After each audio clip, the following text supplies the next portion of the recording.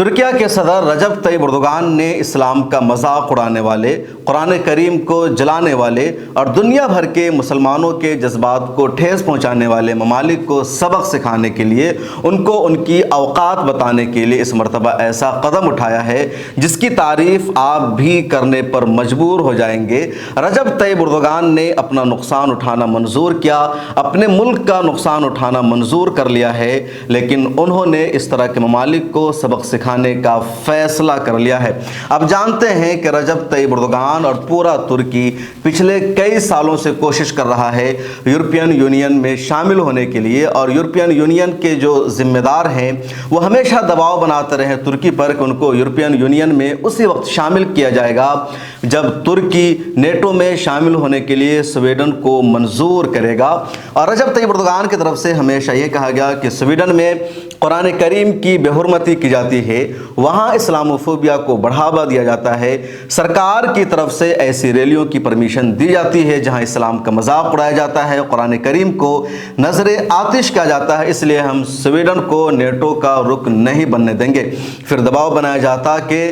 ترکی اگر سویڈن کو نیٹو کا رکن بننے پر منظوری دے دے گا تو ترکی کو یورپین یونین میں شامل کر لیا جائے گا، اور یورپین یونین میں شامل ہونا ترکی شہریوں کی، وہاں کے عوام کی ایک پرانی خواہش ہے، ان کی تمنا ہے، کیونکہ مکمل طور پر بزنس میں، تجارت میں، کئی ساری چیزوں میں آگے بڑھ سکتے ہیں، مواقع بہت زیادہ پیدا ہو جائیں گے، ویزا فری ان کا ملک بن جائے گا اور یورپین یونین کے تمام ممالک میں آنا جانا آسان ہو جائے گا۔ اور اسی مدعے پر بار بار چناؤ ہوتا ہے ترکیہ میں، لیکن اس مرتبہ رجب طیب اردوغان نے یورپین یونین کے ذمہ داروں کو صاف صاف کہہ دیا کہ اگر سویڈن کو مجبور نہیں کیا جائے گا قانون بدلنے پر تو پھر ہم یورپین یونین کی دعوے داری بھی چھوڑ سکتے ہیں۔ ہمیں اسلام عزیز ہے، ہمیں قرآن عزیز ہے، ہمیں ملت اسلامی عزیز ہے، یورپین یونین کی ممبرشپ نہیں۔ ہم یورپین یونین کی ممبرشپ چھوڑنے کو بھی تیار ہو سکتے ہیں، اور ہم اس کے لیے اپنی شریعت کو داؤ پر نہیں لگا سکتے ہیں۔ آپ کے علم میں بات رہنی چاہیے کہ یورپین یونین کا ترکی پہلے سے عبوری رکن ہے، مستقل رکن نہیں ہے۔ مستقل رکن ترکی بننا چاہتا ہے، وہاں کی سڑکیں اس طرح بنائے گئے، انفراسٹرکچر اس طرح تیار کیا گیا، کئی سارے قوانین اس طرح لائے گئے کہ ترکیہ کو یورپین یونین کا ممبر بنایا جائے، لیکن یورپین یونین نے ہمیشہ ٹال مٹول سے کام لیا۔ اب اس مرتبہ رجب طیب اردوغان نے صاف کہہ دیا کہ ہم نہیں بننا چاہتے ہیں یورپین یونین کا رکن، تم کو جو چاہے کر لو۔ اور جہاں تک بات ہے سویڈن کی، بار بار ہم پر دباؤ بنایا جاتا ہے، تو ہم سویڈن کو نیٹو کا رکن نہیں بننے دیں گے جب تک سویڈن کے قانون کو نہیں بدلا جائے گا۔ قرآن کریم اور اس طرح کی مذہبی گستاخی کی جو اجازت دی جاتی ہے اس پر پابندیاں نہیں لگائی جائے گی، ایسے لوگوں کو جب تک سزا نہیں دی جائے گی ہم سویڈن کو نیٹو کا رکن نہیں بننے دیں گے۔ رجب طیب اردوغان ابھی امریکہ کے دورے پر ہے، جہاں وہ اقوام متحدہ کی جنرل اسمبلی میں حصہ لے رہے ہیں۔ وہاں جانے سے پہلے انہوں نے صحافیوں سے خطاب کیا، اور صحافیوں سے خطاب کے دوران ہی رجب طیب اردوغان نے کہا کہ یورپین یونین کوشش کر رہا ہے کہ وہ ترکیہ کو یونین سے نکال دے، کیونکہ سویڈن کو ہم نیٹو کا رکن نہیں بننے دے رہے ہیں تو وہ ہمیں باہر نکال دے، ہم خود نہیں چاہتے ہیں یورپین یونین کا رکن بننا۔ اس سلسلے میں ایک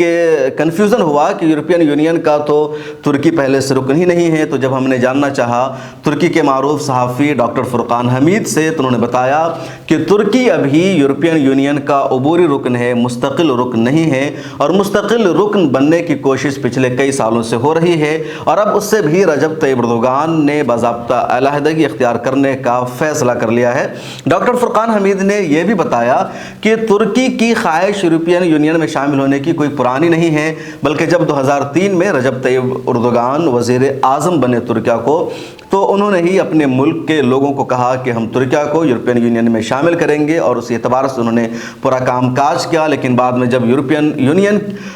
کا رویہ انہوں نے دیکھا تو انہوں نے بھی قدم پیچھے ہٹا لیا ہے۔ ڈاکٹر فرقان حمید نے یہ بھی مجھے بتایا کہ اپنے کچھ قوانین میں تبدیلی لا کر کے انہوں نے یورپین یونین کی حمایت حاصل کی۔ مقصد تھا فوج کو حکومت کے ماتحت کرنا۔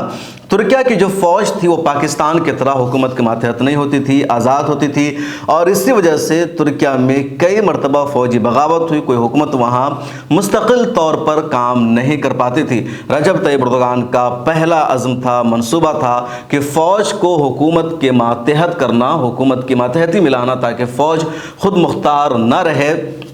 और इस काम को करने के लिए रजब तैयब एर्दोगान ने थोड़ा सा यूरोपियन यूनियन से अच्छे ताल्लुकात बढ़ाए ताकि कहीं से कोई बगावत ना हो, कहीं से सपोर्ट ना हो, हुकूमत को पूरा सपोर्ट मिलता रहे। और जब रजब तैयब एर्दोगान का ये मकसद पूरा हो गया है तो उन्होंने यूरोपियन यूनियन को भी ठेंगा दिखा दिया और कहा तुम्हारी मेंबरशिप हमें नहीं चाहिए, हम खुद पावरफुल बन सकते हैं, ताकतवर बन सकते हैं। और स्वीडन के लिए जहाँ तक तुम लोग हम पर दबाव बना रहे हो, मेंबरशिप की लालच दे रहे हो, तो हमें मंजूर नहीं है क्योंकि कुरान अजीज़ है। और अपनी प्रेस कॉन्फ्रेंस में वाज़ेह तौर पर रजब तैयब एर्दोगान ने कहा कि मगरिब ने, वेस्ट ने स्वीडन की रट लगा रखी है कि वो नेटो का रुकन बनने दे, लेकिन हमारी पार्लियामेंट फैसला करेगी कि स्वीडन को नेटो का रुकन बनना है या नहीं। दूसरी बात, जब तक स्वीडन अपने मुल्क के कानून में तब्दीली नहीं लाएगा उस वक्त स्वीडन के लिए आसान नहीं है नेटो का रुकन बन जाना। तो ये बड़ा कारनामा है रजब तैयब एर्दोगान का कि उन्होंने यूरोपियन यूनियन की मेंबरशिप को दाव पर लगा दिया, यूनियन को